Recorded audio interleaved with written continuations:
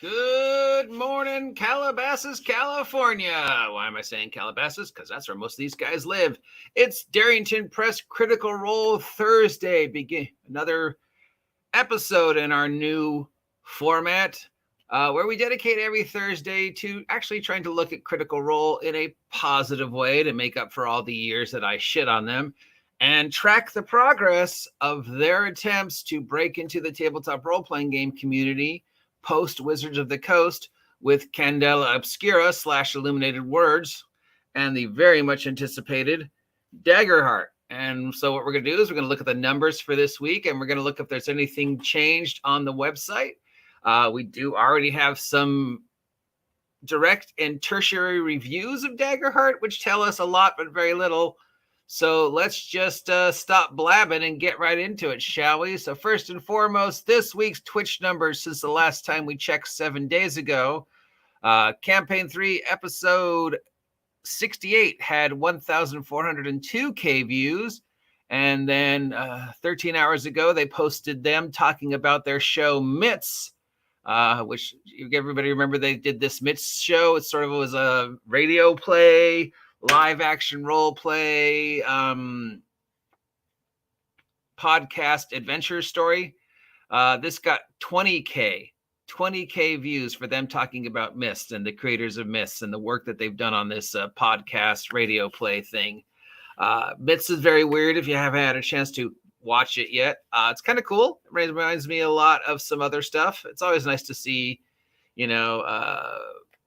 experiments and exploring the other types of technology with, as well as dipping back into the well of the classic radio plays, which is a time lost tradition. So yeah, 20K views for that on Twitch and 142K views for episode 68 and that was a rebroadcast. So really they haven't done anything live in 7 days. Okay. So is that a good sign? I'm not sure. Let's check YouTube.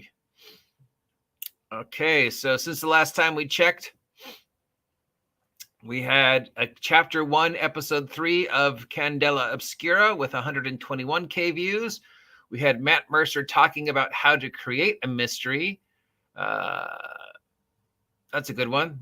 With 53K views, we have a Matt Mercer talking about how to make characters for Candela Obscura. So have you guys abandoned Illuminated Worlds and are just focusing on Candela Obscura? This one got 144K views. We have For the Tempest Critical Role Campaign 3, episode 68 with 297K views. And then we had the trailer for season 2 of Candela Obscura. New cast, new characters, new DM, maybe new setting. That had 62K views. So let's see, 121K views for the final episode of chapter 1, 62K views for the trailer for chapter 2. I don't think Call of Cthulhu Victorian Horror is your audience, guys. I really don't. I mean, it's always nice to see Call of Cthulhu Victorian Horror get some play, and it's nice that you're trying to push Candela Obscura. I'm not sure why, because I'm not sure what the market is for this right now, but considering your guys' market, I don't know. I mean, seeing you all get dressed up and do funny voices, I know that appeals to a lot of people, and it gives you a chance to dress up, which, let's face it, is fun. But I don't know if this is your target audience, and the numbers don't seem to support that, and the sales don't really seem to support that. So let's check out what's going on the site. And as you can see, that last time it was updated was yesterday, and they're talking about Queens of Midnight. No mention of Candela Obscura, no mention of Daggerheart. The Daggerheart page still has not been updated. There is no Illuminated Worlds anymore. The Candela Obscura page has not been updated. No news for the Candela Obscura complete rules yet, which are supposed to be out in October. Let's send them a letter. Let's send Critical Role a letter. Okay.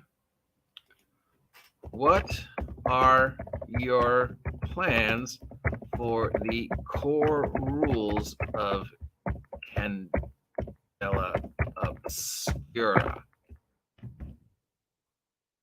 Will you support Illuminated Worlds, or have you just decided to focus on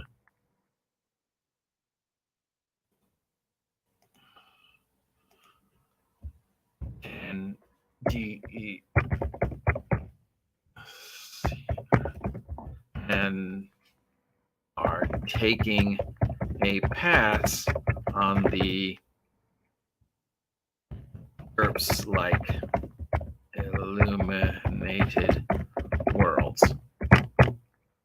I was looking forward to seeing this rule set.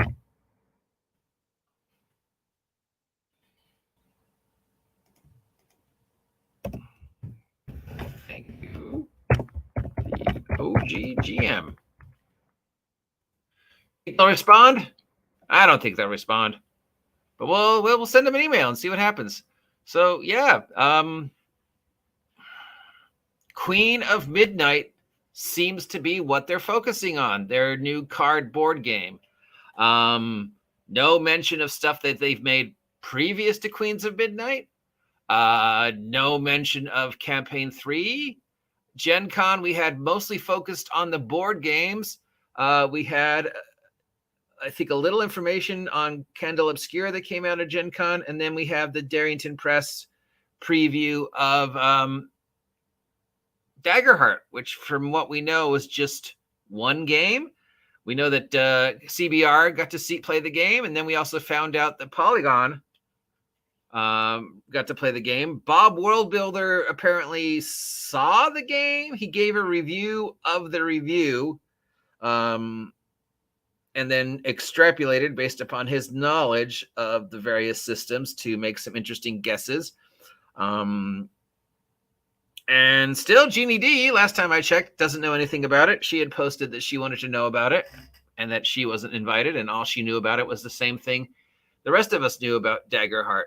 Daggerheart is going to be, at this point in time, a 2D12 system, because I guess D6s had been done, or they felt bad for 2D12s. So 24 plus is a critical roll. 2 is a failure in the Daggerheart multiverse. It's going to be a fantasy heartbreaker, class-based. It's going to have ancestries and backgrounds and level up powers. It's going to have this card deck mechanic. It's going to have this weird 2.5-page character record sheet. It feels very gimmicky. Now, some of the gimmicks I like, some of the gimmicks I don't. I feel a 2.5-page character record sheet is just a mistake. You know, if I can't make my character in 5 minutes on a piece of paper, well, unless we're talking Champions, and I mean, even if you know what you're doing, you can make your character in Champions in 5 minutes. Yeah, I don't know. Champions is short, but most games, you should be able to make your character on a blank piece of paper between 5 and 20 minutes, right? Obviously, some math-intensive games like Champs, you can't really do that. But for most games, 80%, especially D20 fantasy leveling tarps, I should be able to, 5 minutes, 20 minutes, I should be able to. Candle Obscura not Candle Obscura, Daggerheart doesn't seem to be offering that because of this weird 2.5-page character record sheet and the cards. Historically speaking, games that try to use cards as a main mechanic don't often work because inevitably you still have to go back and look at the rules. Even if you think everything is on the card, you're still going to want to go back and check the rules to double check. It's always happens. I've seen people come up with amazingly clever ways to use cards, and like the spell cards in D&D, I use the artifact cards, and still 9 out of 10 times you're going to see somebody refer back to the player character sheet, or the rule book, no matter what. Plus, you're risking losing the cards, and things happening to the cards and things at a 2.5-page character record sheet. I don't know. It's going to be hard to manipulate. I get it that they're trying to unique. I get it they're trying to be different. I get it that they're trying to experiment and push the genre in new ways. I get that they're trying to appeal to their audience, the critters, the Etsy crowd, the Sparkle Trolls, as we like to call them, the Critical Role fan base, the hundreds of millions of people who love this show, many of whom have no other connection to gaming. So gimmicks is the way to keep this audience hooked should, Wizards decide, should Mercer and company decide to abandon D&D for campaign 4. And there's absolutely no reason they should not.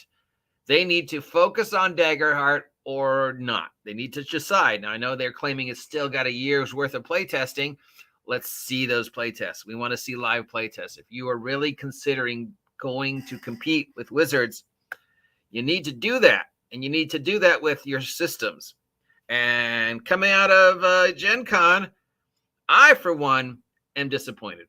As a person who's interested in seeing what they're doing with these, as a person who's interested in seeing how this will affect the Critical Role fan base and Wizards, as a person who has been in the industry for years, 16 some odd years, 20 some odd years, directly and indirectly working in gaming retail for 30 some odd years, this is not what I would have done. How they did it, especially at Gen Con. I would have come out swinging. I mean, day one, bell to bell, come out swinging. We are pushing Illuminated Worlds. We are pushing Candle Obscura. We are pushing Daggerheart. We are pushing Queens by Midnight. We are pushing this artwork of Tal'Dorei book. Focus on this. This is the thing we want to get people interested in. Start that, Deep Roots campaign. Get people, thinking about it and talking about it. Put out those freebies, hand out those stickers, hand out those quick start rules. Get, Sam or some other token celebrity, if you can't get the big five, to be there and talk about it. Start that rumbling, that rumor spreading, so more people than just me are talking about it on a weekly basis. Because right now I feel like I'm giving Illuminated Worlds and Daggerheart the most press it's getting, that at least I've seen. I mean, sure, Bob did one, but other than that, none of us are really talking about it.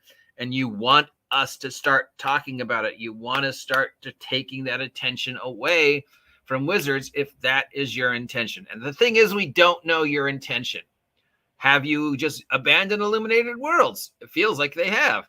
Or are you just going to kind of play out Candle Obscura, but it doesn't really feel like you're focusing on it, because it really doesn't?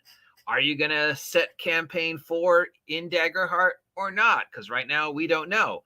And the correct steps to be would be to do a slow transition from D20 D&D to Daggerheart. Do live play tests, do live one-shots, do Q&As, build up that interest, and then you wait and see what happens January, February, March with 2024 D&D, and that is how you judge when and if you're going to release Daggerheart. And also, what can Wizards offer them that Amazon can't and they can't do by themselves? And the only thing Wizards can offer them that Amazon can't and they can't do by themselves is the merchandising, the toys. Amazon doesn't have a toy company. So Amazon can't make Critical Role Monopoly. Amazon can't make Candle Obscura Clue. Amazon can't make the action figures. Other people can make the action figures. Hasbro could make action figures. And Mercer and company are smart enough to know that merchandising, where the real money is. Merchandising is where the money is.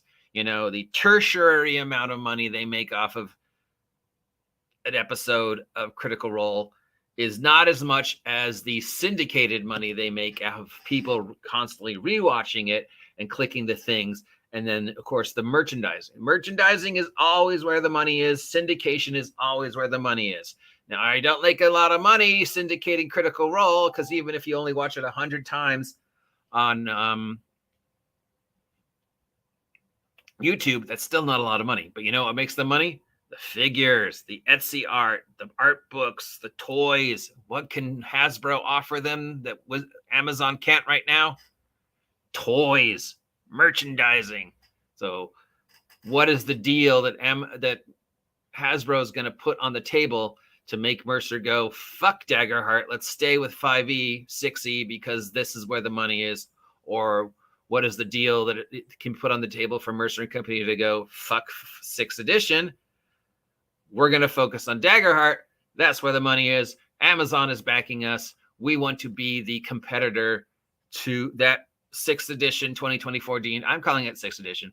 That 2024 D&D Evolved needs. Because D&D Evolved 2024 D&D needs that competition. It needs that competition to break out of the glut it's in.